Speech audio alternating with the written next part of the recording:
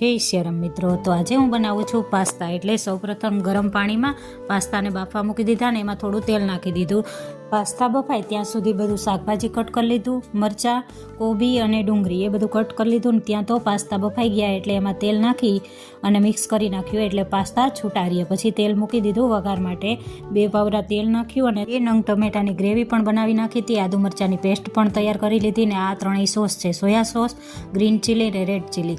પછી હિંગ નાખીને આદુ મરચાંની પેસ્ટ નાખી દીધી ને ત્યારબાદ કટ કરેલું શાકભાજી બધું નાખી દીધું અને ત્યારબાદ મિક્સ કરીને થોડી વાર તેલમાં સાતળવા દીધું। પછી મેં એમાં ટમેટાની ગ્રેવી નાખી દીધી અને પછી એમાં 3 સોસ નાખ્યા, રેડ ચીલી, ગ્રીન ચીલી અને સોયા સોસ, એ 3નું મિક્સ કરીને એમાં મેગી મસાલો નાખ્યો અને થોડું મીઠું નાખ્યું ને ત્યારબાદ થોડું મરચું પાવડર નાખ્યું અને પછી બધું સરખું મિક્સ કરી અને એમાં પાસ્તા નાખી દીધા ને પછી સરખું પાછું બધું મિક્સ કરી નાખ્યું। પાસ્તા બનીને તૈયાર થઈ ગયા છે। તમને આ વિડીયો પસંદ આવ્યો હોય તો લાઇક, શેર, સબસ્ક્રાઈબ। તો હવે મળીએ નેક્સ્ટ વિડીયોમાં, બાય બાય।